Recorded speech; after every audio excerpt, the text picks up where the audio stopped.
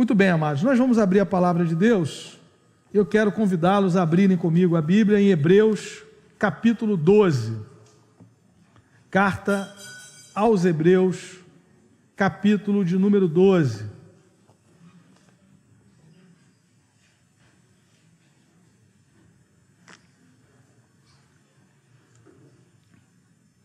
Eu vou ler dos versículos 1 até o 3.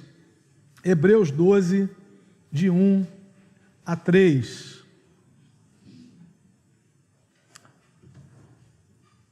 A palavra do Senhor nos diz, Hebreus capítulo 12, versículos de 1 a 3.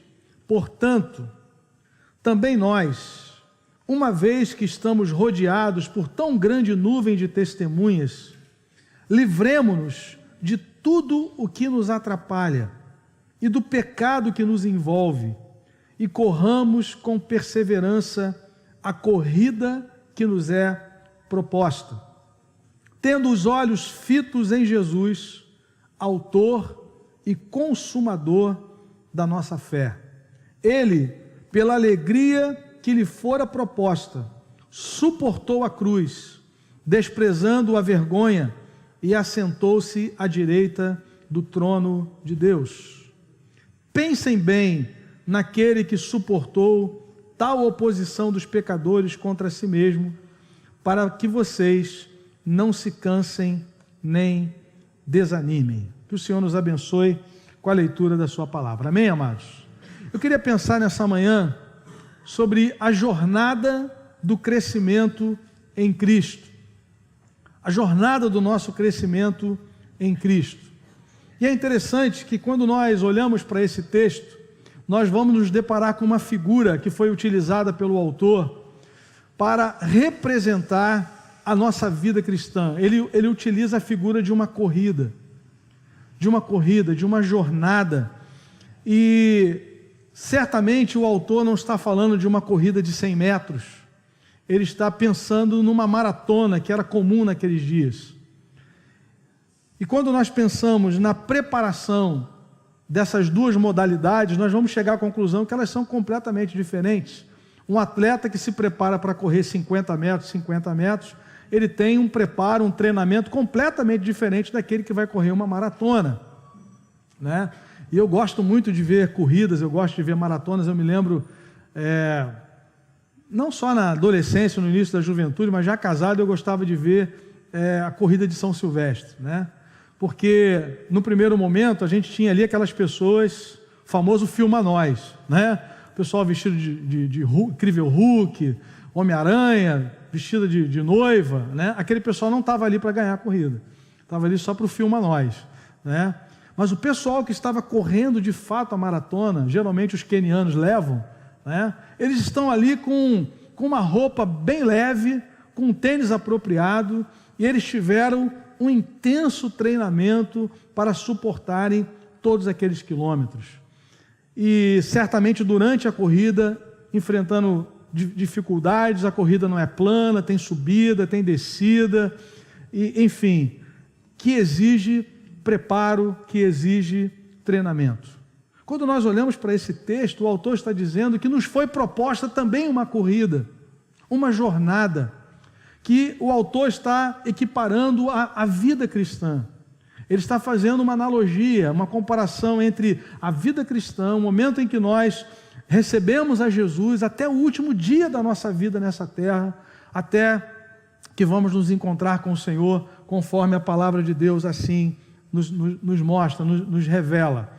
Então, durante esse percurso, nós temos algumas etapas, e nós vamos pensar nessa manhã em pelo menos 4 etapas, bem rapidamente, sobre essa jornada. Olhando aí para o texto de Hebreus, fica muito claro para nós essa figura sendo apresentada.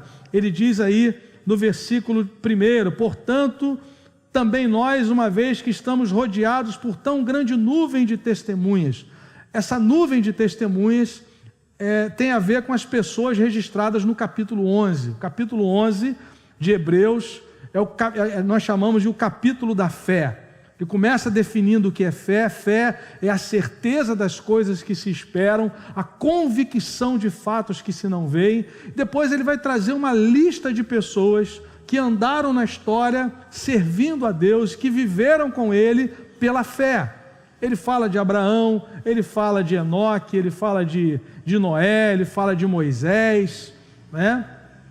E ele vai concluir essa lista nos convidando a olharmos para uma pessoa, por uma pessoa superior a todas essas outras que nós encontramos no capítulo 11. Abraão foi uma bênção, andou com Deus. Moisés foi uma bênção, marcou a história. Noé foi um instrumento de Deus na sua geração.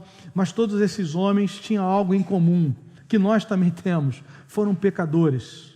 E ele então nos convida no capítulo 12 a considerarmos sim que é possível andar com Deus na história pela fé, como todos esses homens do capítulo 11 assim o fizeram. Mas nosso grande desafio é seguirmos essa carreira olhando para Jesus, o autor e consumador da nossa fé. Por que é importante destacar isso, irmãos? No verso 2 ele diz, no final do versículo 1 ele diz que nós temos que correr a corrida, falando da vida cristã, mas no 2 ele diz, tendo os olhos fitos em Jesus, autor e consumador da nossa fé. Quando a Bíblia está dizendo que Jesus é o autor e consumador da nossa fé, ela está nos dizendo que a fé que nós temos é um dom de Deus. Jesus é o autor da fé. A fé não nasce conosco, não brota do nosso coração. A Bíblia diz que a fé vem, ela é externa. A fé vem pelo ouvir e ouvir a palavra de Deus. Então, se hoje nós andamos com o Senhor, temos comunhão com Deus pela fé, é porque nós fomos alvos da graça de Deus. E o Senhor nos deu esse dom, o principal dom, que é o dom da fé, para andarmos com Ele, né? Essa dádiva que o Senhor nos deu. Jesus é o autor e consumador da fé. Então, por isso, nós devemos olhar para Ele, né? Eu já assisti uma maratona, e você talvez já tenha visto algumas, em que no final a pessoa se perdeu e ia para um caminho errado, né? Ele perdeu o seu alvo, né? O alvo final, a reta de chegada. E o autor aqui da carta está nos dizendo que o nosso alvo, enquanto nós corremos, é Cristo. Ele é o autor e consumador, Ele é o início e Ele é o fim. Tudo começa nele e tudo termina nele. E no intervalo, tudo depende dele para que nós possamos correr a nossa jornada. Então eu queria pensar em 4 estágios, em 4 etapas dessa jornada da nossa vida cristã. A primeira etapa é a etapa do conhecimento. Conhecimento. Eu vou usar aqui 4 Cs para ver se facilita a nossa fixação. O primeiro C é o conhecimento. E depois eu vou concluir voltando para Hebreus capítulo 12. Colossenses capítulo 2, o apóstolo Paulo diz assim, Colossenses capítulo 2, versículos 6 e 7. Aqui Paulo vai falar do início da nossa corrida. O início dessa jornada tem a ver com o conhecimento de Deus. E Paulo diz o seguinte, Colossenses 2, 6 e 7. Portanto, assim como vocês receberam Cristo Jesus, o Senhor, continuem a viver nele, enraizados e edificados nele, firmados na fé, como foram ensinados, transbordando de gratidão. Paulo aqui ele vai nos mostrar, irmãos, como é que acontece o início da nossa jornada, dessa corrida que é a vida cristã. Ela se inicia com o conhecimento de Jesus, que a Bíblia chama de conversão, novo nascimento. É o momento em que Paulo chama de a hora em que nós recebemos a Cristo Jesus pela fé. Paulo diz, assim como recebestes a Cristo Jesus, o Senhor. Não tem explicação humana, amados irmãos, isso é obra do Espírito Santo. Porque o próprio Jesus, no seu ministério terreno, ele faz uma enquete rápida, né? Ele chama os apóstolos e pergunta assim, quem o povo aí diz que eu sou? Quem o povo diz a respeito do Filho do Homem? E aí, Eles responderam o seguinte: Senhor, uns dizem que o Senhor é Elias, outros dizem que o Senhor é Jeremias, outros dizem que o Senhor é João Batista ou algum dos profetas. Ou seja, aquela multidão que via Jesus ensinando, aquela multidão que via Jesus curando, realizando milagres, a percepção daquela multidão, o máximo que eles conseguiram chegar é que Jesus era um profeta, e um dos profetas mais duros. Ele foi equiparado aos mais pesados: Elias, Jeremias e João Batista, né? Elias foi aquele que denunciou a idolatria de Acabe, do rei Acabe, de Jezabel, que foi usado por Deus para confrontar a idolatria no seu tempo, desafiando os profetas de Baal, os profetas que eram sustentados por Jezabel. Então Elias foi um profeta veemente, né? Se o Senhor é Deus, seguiu; se Baal é Deus, seguiu. Não dá para vocês ficarem lá e cá. Deus não divide a glória dele. Foi isso que Elias disse. Depois ele foi também equiparado a Jeremias. Jeremias, enquanto os falsos profetas do seu tempo diziam: olha, por causa da nossa infidelidade, da nossa idolatria, Deus vai nos levar para a Babilônia, nós vamos ser capturados, subjugados pelos babilônios, mas no máximo em 2 anos. Jeremias se levanta solitariamente e diz: nós vamos passar 70 anos no cativeiro. Por conta disso, ele foi lançado na cisterna, ele foi rejeitado, né? Mas ainda assim ele se manteve fiel a Deus por várias décadas, firme, né? E a palavra de Deus se cumpriu. A gente vê Jeremias 29, ele escrevendo aqueles que estavam lá no cativeiro, achando que iam ficar 2 anos. Ele diz: gente, plantai pomares, casai vossos filhos, procurai a paz da cidade onde vocês estão, porque na paz da cidade vocês vão ter paz. Mas são 70 anos. Jesus foi comparado a Jeremias, e Jesus foi comparado a João Batista. João Batista foi aquele que botou o dedo na cara do Herodes e falou assim: não te é lícito possuir a mulher do teu irmão. Se você se relaciona sexualmente com uma mulher que não é a sua esposa, disse João Batista, isso é adultério. Isso é quebra de mandamento, de um dos 10 mandamentos. Botou o dedo na cara do Herodes e falou isso para ele. Resultado: a cabeça dele foi colocada num prato, mas está na eternidade com o Senhor Jesus. Então Jesus foi comparado a esses profetas. A multidão só que chegou a esse nível de conhecimento, de entendimento. Aí Jesus afunila a pesquisa e fala assim: e vocês? Quem vocês dizem que eu sou? Jesus agora se dirige aos 12. Pedro, Tiago, João, Mateus, Natanael, Tomé. E aí Pedro diz assim: Senhor, tu és o Cristo, o Filho do Deus vivo. Aleluia! E aí, ao invés de Jesus dizer assim: Pedro, pode aguardar que vai chegar por Sedex o seu diploma, o MEC vai mandar para você o diploma, você é um sujeito sensacional. Jesus falou assim: Pedro, você é feliz porque foi o Pai quem te revelou isso. Ou seja, o que Pedro percebeu, ele recebeu da parte de Deus, que Jesus é mais do que um profeta, que Jesus é mais do que um mestre, que Jesus é mais do que uma boa pessoa, que Jesus é Deus Filho, o Deus que se encarnou, que pisou esse planeta. E aí Jesus conclui essa fala, essa conversa, dizendo assim: e sobre esta pedra, sobre esta declaração, eu vou edificar a minha igreja, a igreja de Jesus, e as portas do inferno não prevalecerão contra ela.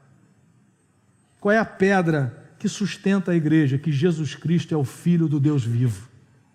E a igreja é o ajuntamento de todas as pessoas que receberam a mesma revelação de Pedro.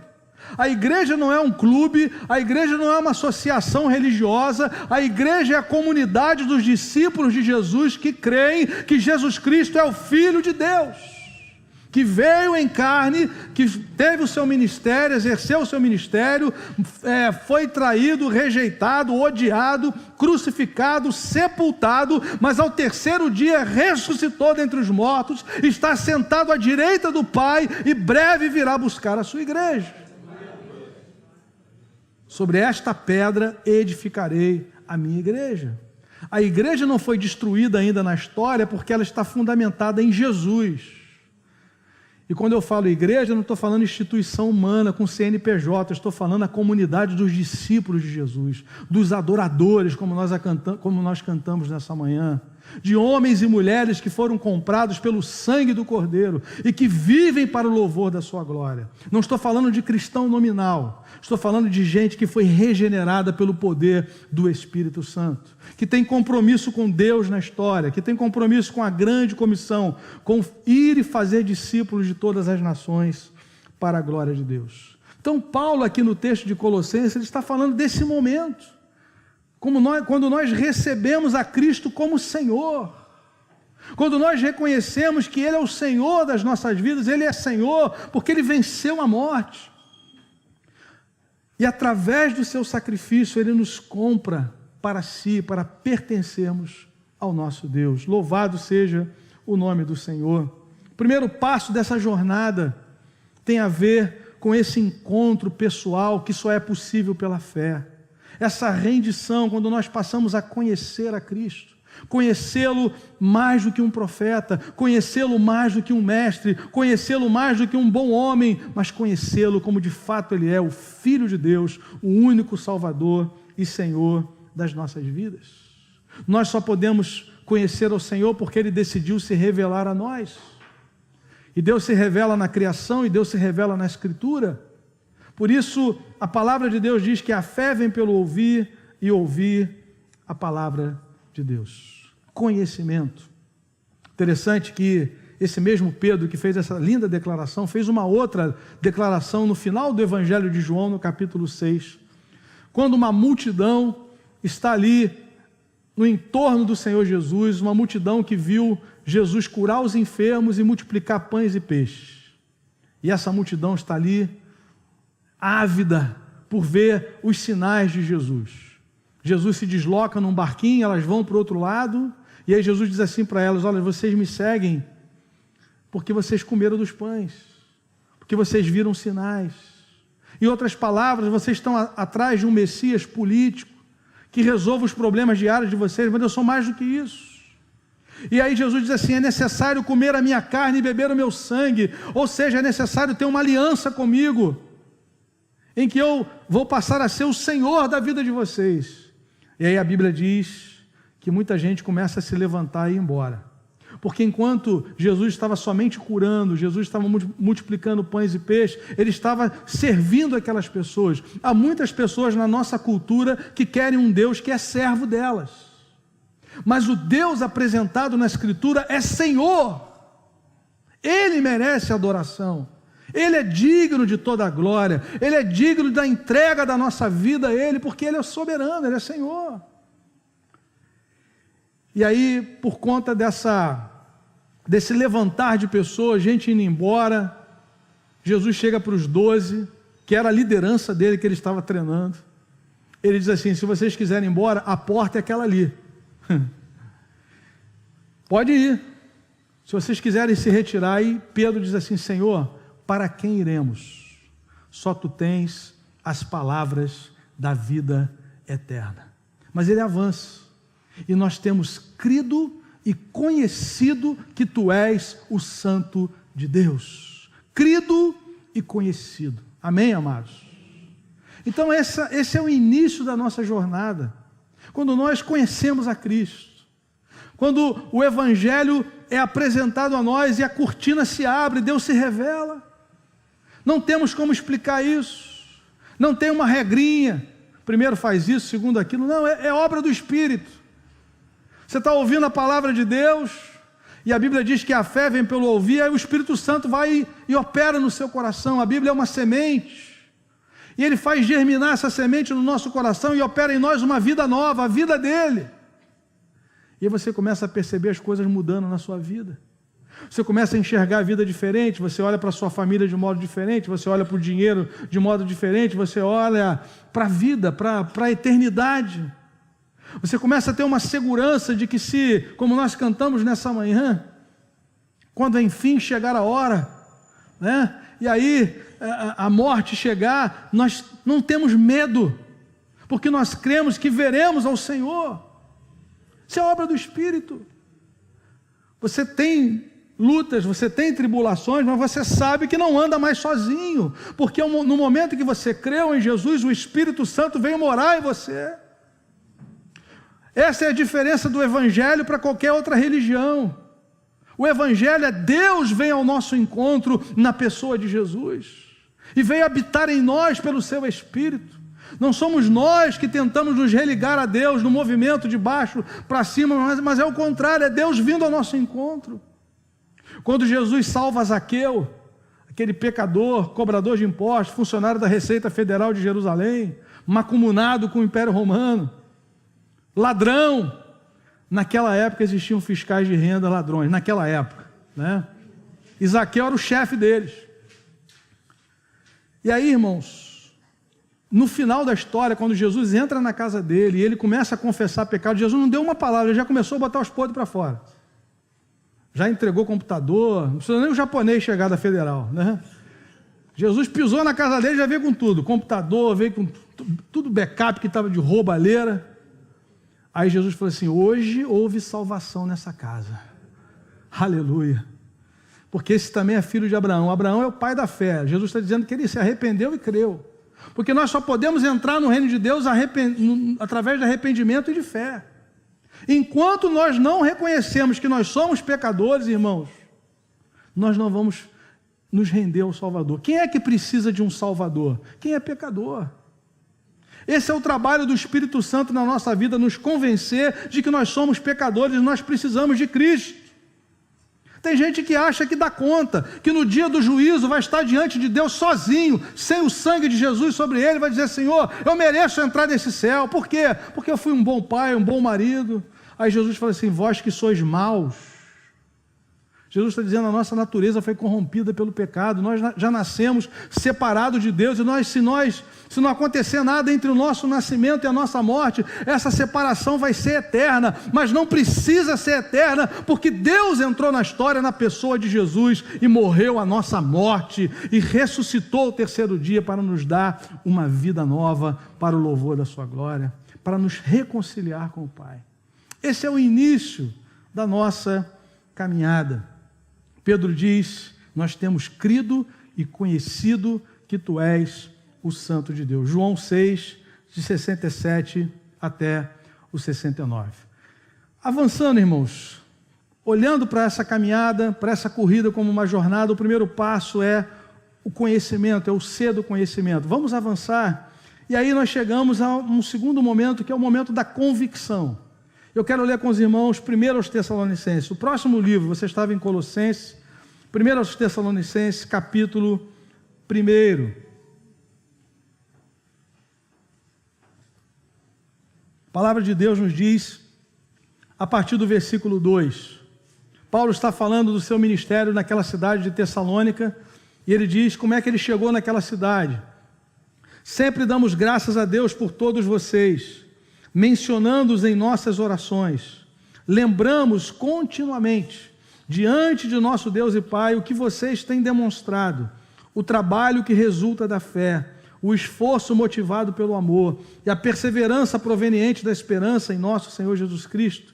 Sabemos, irmãos, amados de Deus, que Ele os escolheu, porque o nosso Evangelho não chegou a vocês somente em palavras, mas também em poder, no Espírito Santo e em plena convicção.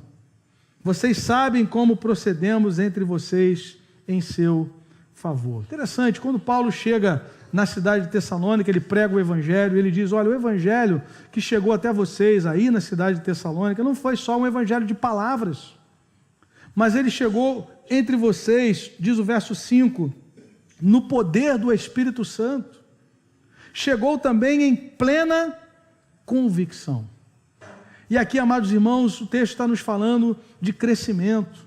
Não somente o conhecimento inicial, que é muito necessário, que é o início da nossa caminhada com Cristo, mas Deus quer nos levar à convicção, a um aprofundamento. No texto que lemos de Colossenses 2, Paulo diz isso. Recebestes a Cristo e continuai nele, enraizados, crescendo em ação de graça, frutificando, Deus não quer, irmãos, que nós permaneçamos no estado de infantilidade espiritual. Eu gosto quando Paulo diz aos Coríntios no capítulo 13, quando eu era menino, pensava como menino, sentia como menino, agia como menino, mas agora eu desisti das coisas de menino.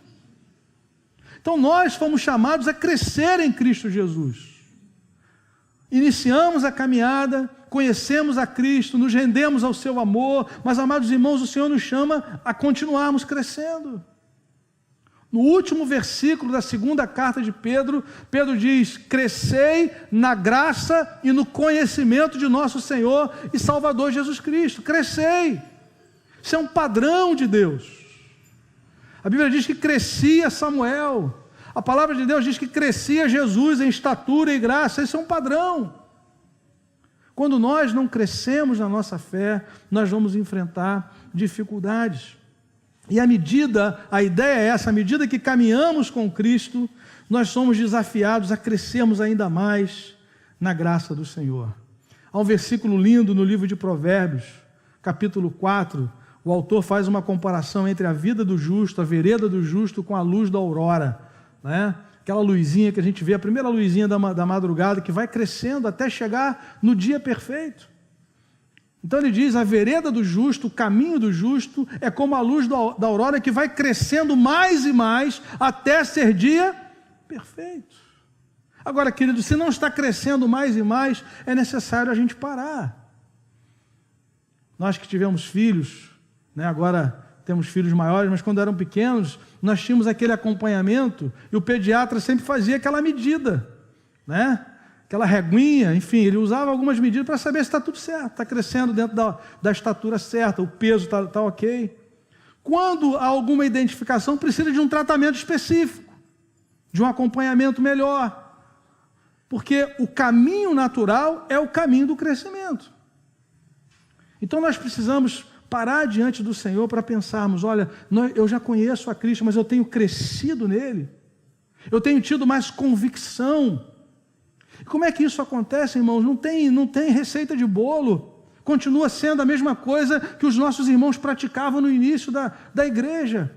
Cresciam na comunhão, perseveravam no ensino, na instrução, nas orações, no congregar, no servir. São as práticas da nossa fé, são as disciplinas espirituais que vão nos levar ao conhecimento. Você lê o texto da Bíblia hoje, não entende muito bem, amanhã você continua lendo, você vai começar a entender, e assim nós vamos crescendo, nos aprofundando nele, nos enraizando na graça e no conhecimento do Senhor, nos aprofundando na comunhão com Deus através da oração. Os apóstolos fizeram isso. Não podemos abandonar a oração e a palavra. Já eram líderes, mas tinham fome de Deus, mas tinham necessidade de receber mais do Senhor, de crescer mais no Senhor.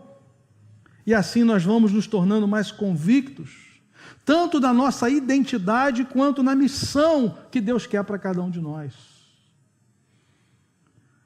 Irmãos, é muito triste quando nós vemos cristãos já anos e anos na casa do Senhor, vem uma tentação, vem uma tribulação, e eles começam a duvidar do amor de Deus.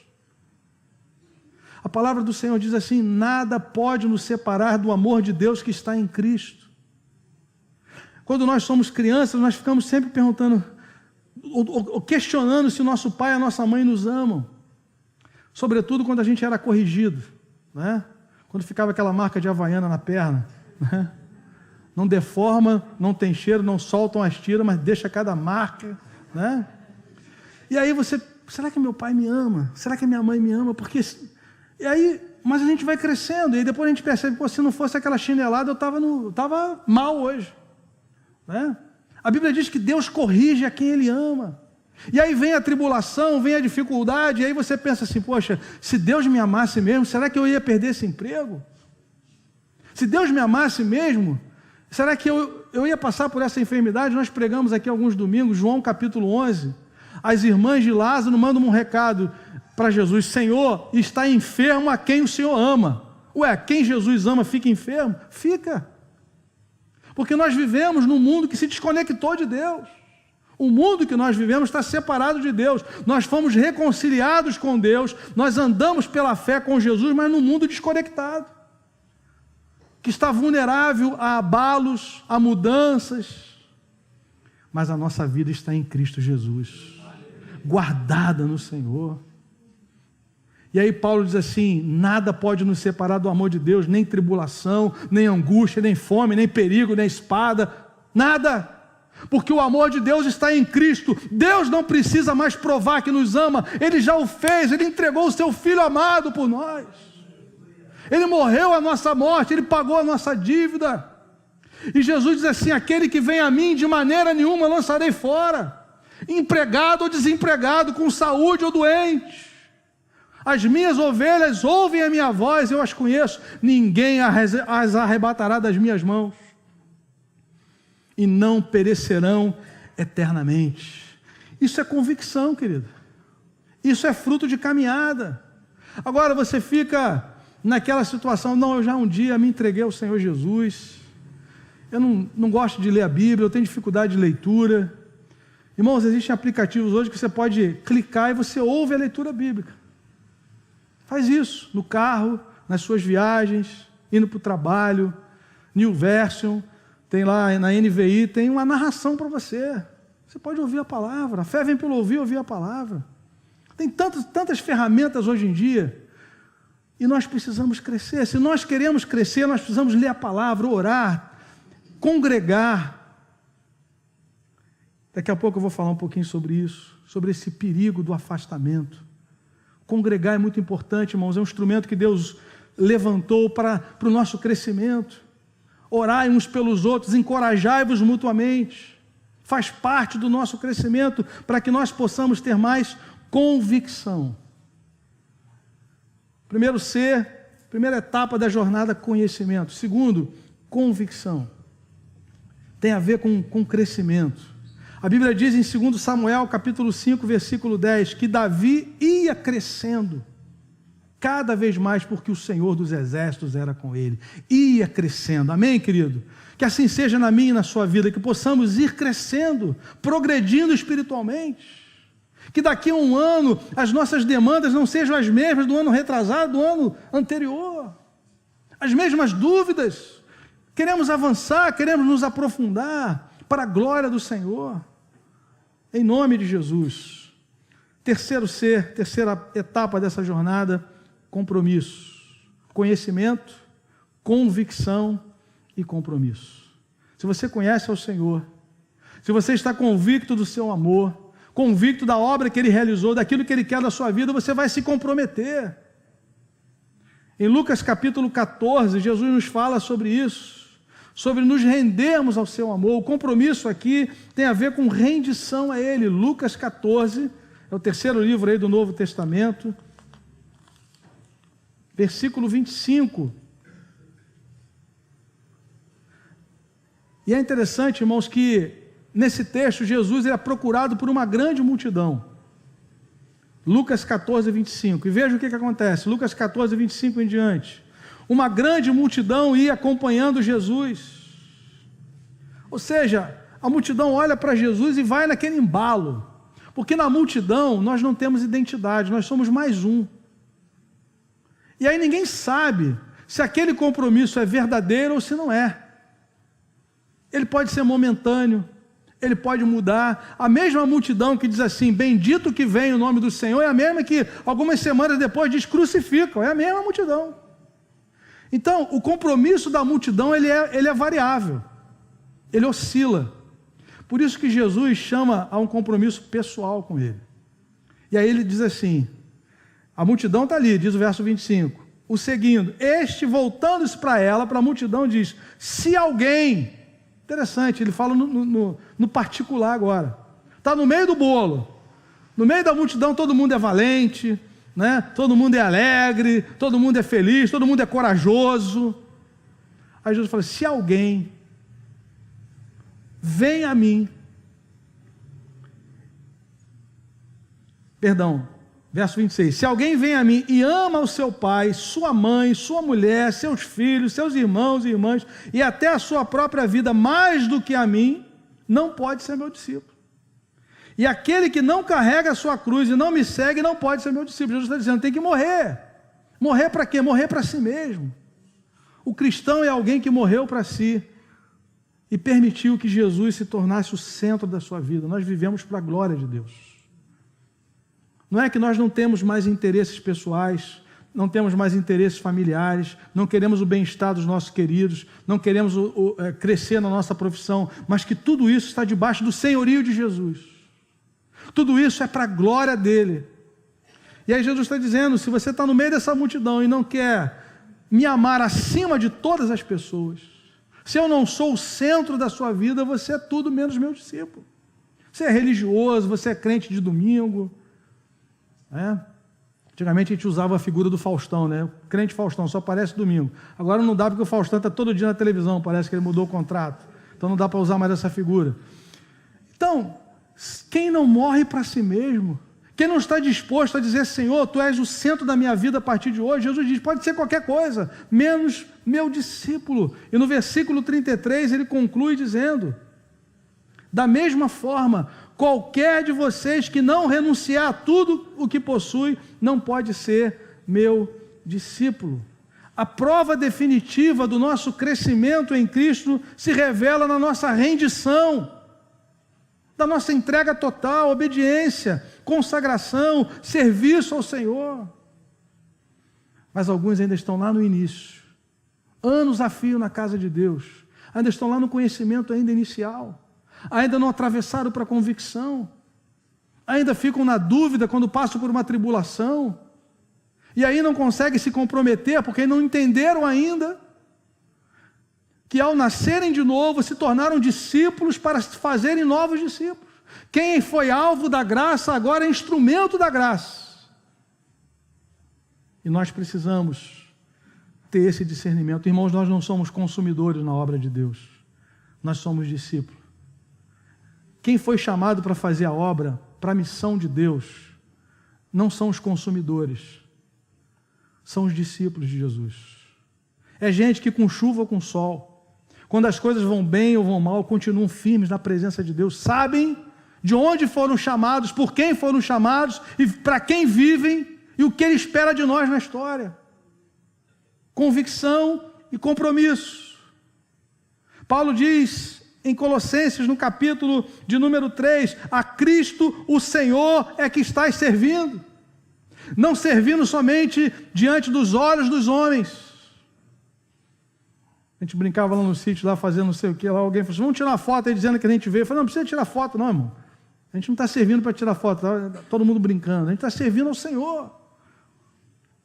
Mas a gente vive hoje nesse espírito, né, de ser visualizado, de receber like, de receber aprovação, com medo de ser odiado, com medo de ser cancelado. Querido, nós vivemos para a glória de Jesus, isso é libertador para nós. Isso é libertador. Jesus falou, se o Filho vos libertar, verdadeiramente sereis livres. Você pode ir em qualquer lugar. Coisa terrível, você não pode ir em determinado lugar, não posso ir porque fulano pode estar lá, eu não falo com ele. Tem que atravessar a rua. Meu irmão, o discípulo de Jesus anda na luz, onde ele estiver ele pode ir tranquilo. O Espírito Santo está conosco, maior é aquele que está em nós do que aquele que está no mundo. Que descanso para a nossa alma, saber que a gente anda com Jesus. E se hoje for o último dia da sua vida, não tem problema, você está andando com Jesus, você vai só continuar, vai trocar só geograficamente. Você sai da sua casa e vai para dele. Mas vai continuar andando com Ele. O que vai acontecer na nossa eternidade? A continuação do que acontecia aqui na terra. Você andou com Jesus na terra, vai continuar na eternidade. Você rejeitou a Cristo na terra, vai ser rejeitado na eternidade. É Ele que disse isso. Aquele que me confessar diante dos homens, eu confessarei diante do Pai que está no céu. Aquele que me rejeitar diante dos homens, que se envergonhar de mim, também meu Pai se envergonhará dele na eternidade. Então a melhor coisa para nós é andar com Ele. Aquele que nós conhecemos. A jornada começou quando nós o conhecemos mais do que um profeta, mas como Filho de Deus. E aí, à medida que o tempo foi passando, nós fomos lendo mais a sua palavra, tendo mais experiências com Ele, fomos nos tornando mais convictos, firmados, com raízes profundas no Senhor. E aí, isso foi gerando compromisso. Compromisso com o Senhor. E aí eu quero concluir no último C, que é a coroação final. Toda corrida tem uma coroação. Nos dias de Paulo, nos dias dos apóstolos, havia aquele louro, né? Aquela coroa de louros que secava em alguns dias. Mas ainda assim, lutando por uma coroa que a Bíblia chama de corruptível, os atletas se preparavam intensamente. Aquele pessoal da São Silvestre, aqueles que ganham a corrida, enquanto os outros estão dormindo, eles estão treinando, acordando cedo, se preparando, se desembaraçando. Hebreus 12 vai falar sobre isso, porque eles têm um alvo, eles querem ser coroados. E eu quero concluir lendo 2 Timóteo, capítulo 4. 2 Timóteo, capítulo 4. Para aqueles que ainda não leem a Bíblia ou estão começando a ler a Bíblia agora, esse aqui é o último capítulo da vida de Paulo, são as últimas palavras do apóstolo Paulo antes dele morrer. Por conta da perseguição religiosa, por conta do Império Romano, e Paulo diz aqui essas palavras nesse capítulo 4. No versículo 6 em diante, ele diz assim: eu já estou sendo derramado como uma oferta de bebida, né, como libação. Era uma oferta que havia lá no Antigo Testamento, que se derramava um líquido perante o Senhor. Paulo está dizendo, a minha vida é como essa oferta de adoração. Eu já estou chegando nesse momento final da minha vida, e está próximo o tempo da minha partida. E Paulo sabia que não era partida para fora da prisão, mas era partida para a eternidade. E ele diz algo tremendo: combati o bom combate. Irmão, se existe o bom combate, é porque também existe o mau combate. Aquele combate que não é nosso como igreja, não tem a ver conosco como discípulos de Cristo. O bom combate é o bom combate da fé, do Evangelho, da expansão do reino de Deus. Paulo diz, eu combati o bom combate. Querido, você chega no final da sua vida com a consciência de que você viveu aquilo que Deus queria para você. Que coisa maravilhosa! Combati o bom combate, não perdi meu tempo, não gastei energia, recurso com coisas que não traziam glórias para o reino de Deus, glórias para o nome do Senhor. É isso que Paulo está dizendo. E ele conclui no verso 8 dizendo, agora me está reservada a coroa da justiça, que o Senhor, justo juiz, me dará naquele dia, e não somente a mim, mas também a todos quantos amam a sua vinda. Interessante, irmãos, que quando Paulo chega no final da vida, ele diz, o que me aguarda agora é a coroa da justiça. O que Paulo está dizendo é o seguinte, eu não vou estar lá na eternidade por causa dos meus atos, mas por causa da obra de Jesus em meu lugar. Paulo está falando da justificação. Ou seja, quando nós cremos em Jesus, nós somos recebidos como filhos de Deus. Paulo não está falando da sua justiça própria, ele está falando da justiça de Deus, que se revela no Evangelho, na morte de Jesus. Como é que Deus resolve o problema do pecado? Lançando sobre Jesus o seu Filho, descarregando a sua ira santa sobre o seu Filho. Por isso que Jesus diz, Deus meu, por que me desamparaste? Ele sentiu o peso da ira de Deus sobre ele, a ira que nós merecíamos, Jesus absorveu sobre ele. Isaías declara, o castigo que nos traz a paz estava sobre ele. Deus não pegou os nossos pecados e colocou debaixo do tapete, Deus colocou os nossos pecados e descarregou sobre Jesus. E ele ressuscita ao terceiro dia, e Deus está dizendo, eu recebi o sacrifício dele. Todo aquele que nele crê agora é justificado, é recebido na minha família. Paulo está dizendo, o que me aguarda é a coroa da justiça, eu só vou estar na eternidade por causa de Jesus, não por minha causa. Essa é a coroação final.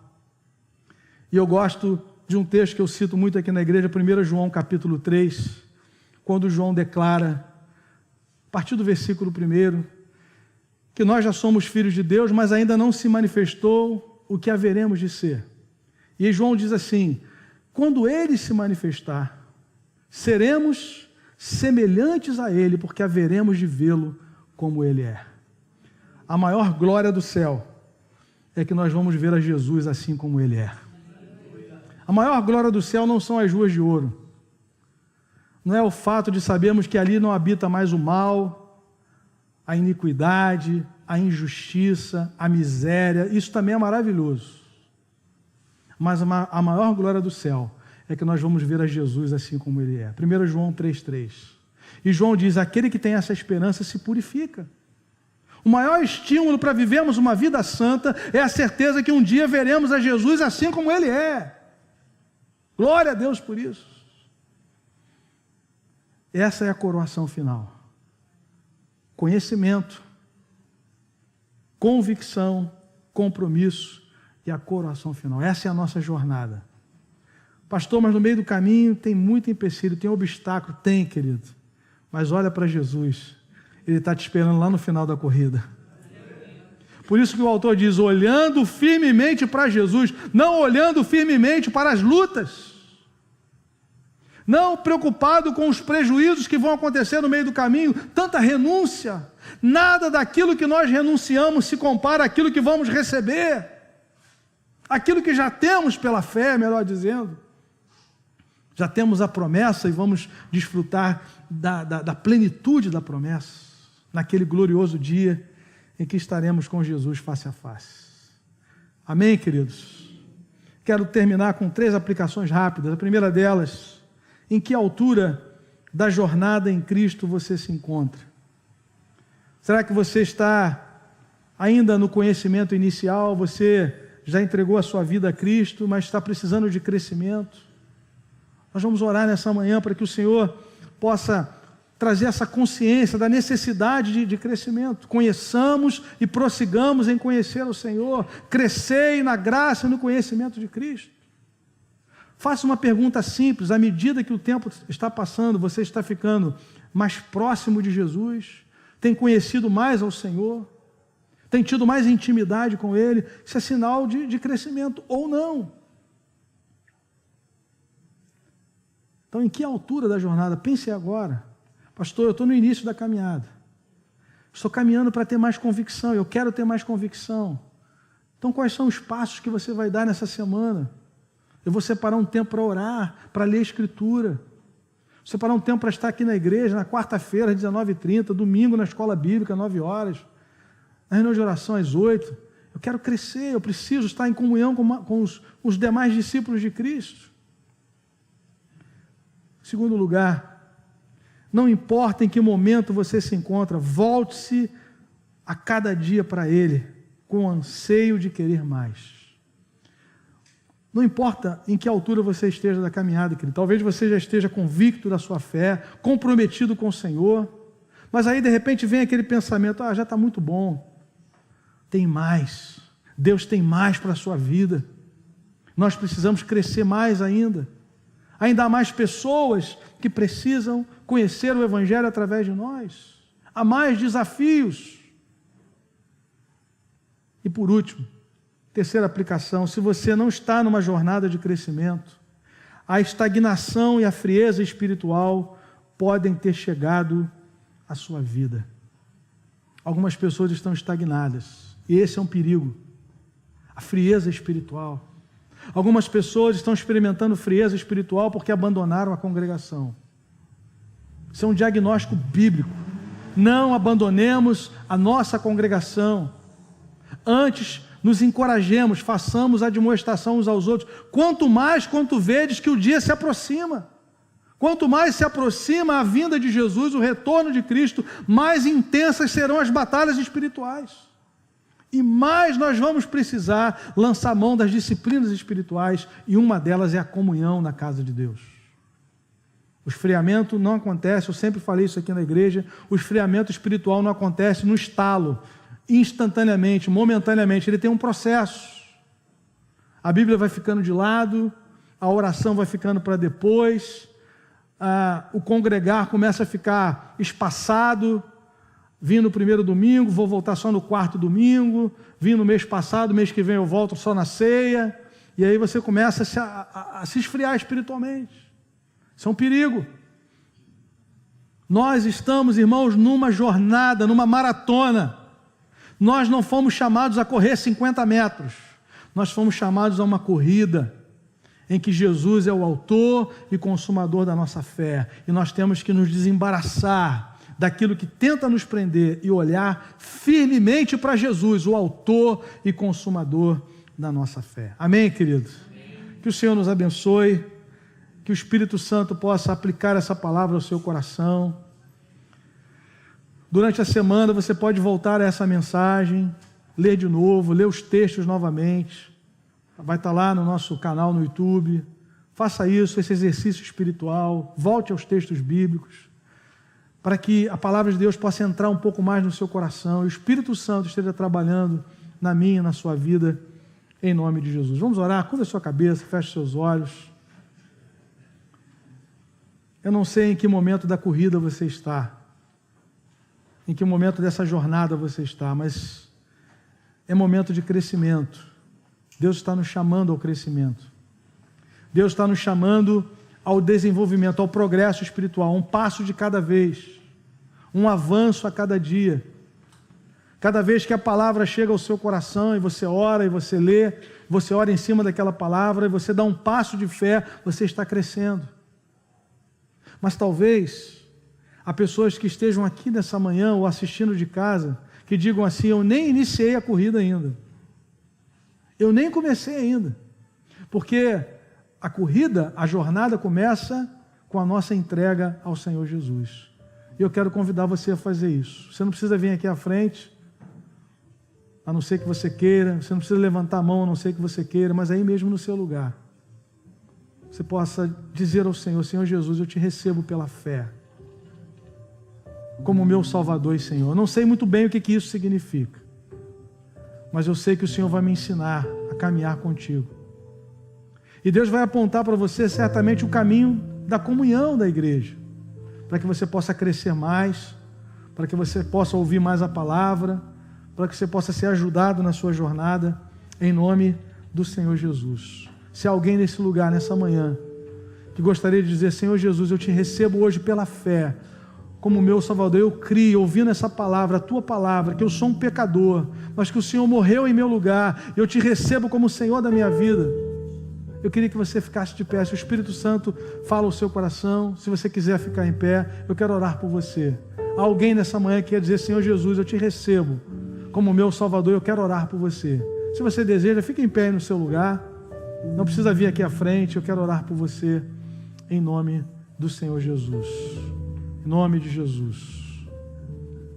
Eu quero orar por você, meu irmão, que já conhece o Senhor, mas você tem identificado na sua vida que você não tem avançado, a igreja de olhos fechados, que você precisa crescer mais, e você precisa de ajuda. Eu gostaria que nós orássemos pedindo ao Senhor que te fortaleça, para que você permaneça, persevere na leitura da palavra, na oração, na comunhão, em nome de Jesus.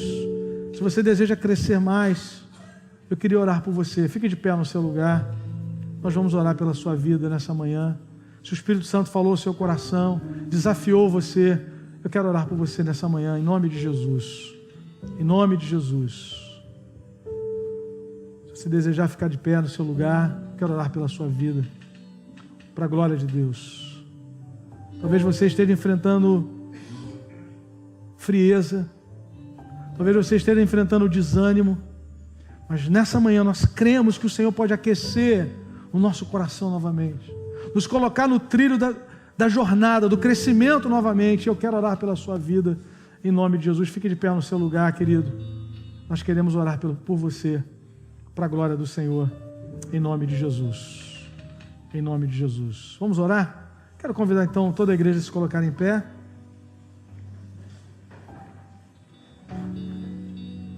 Depois nós vamos cantar uma canção, encerrando com uma oração final, mas coloque a sua vida diante do Senhor. Senhor amado, muito obrigado, porque nós fomos alcançados por essa graça bendita. Pai, o nosso coração resistia à tua voz, resistia à tua vontade, mas o teu Espírito nos alcançou, e nós fomos colocados nessa caminhada, nessa corrida, chamados a corrê-la com perseverança, olhando para Jesus, o autor e consumador da nossa fé. Pai, se alguém nessa manhã que tem sido marcado pela frieza, pelo desânimo, que o Senhor esteja quebrando cadeias nessa manhã, em nome de Jesus, colocando de volta na trilha certa, Senhor, para o avanço espiritual, para o louvor da Tua glória. Pai, se alguém aqui que ainda não iniciou essa caminhada, mas que hoje o Teu Espírito tem falado a esse coração, dê força, Pai, e graça, para que essa vida se renda ao Teu amor, inicie a sua caminhada contigo, para o louvor da Tua glória, Senhor. Abençoa-nos, ó Deus. Faz de nós cada vez mais convictos, mais comprometidos e certos, ó Pai, de que um dia estaremos face a face com o Senhor, para a coroação final. Louvado seja o Teu nome. Nós Te adoramos em nome de Jesus. Amém.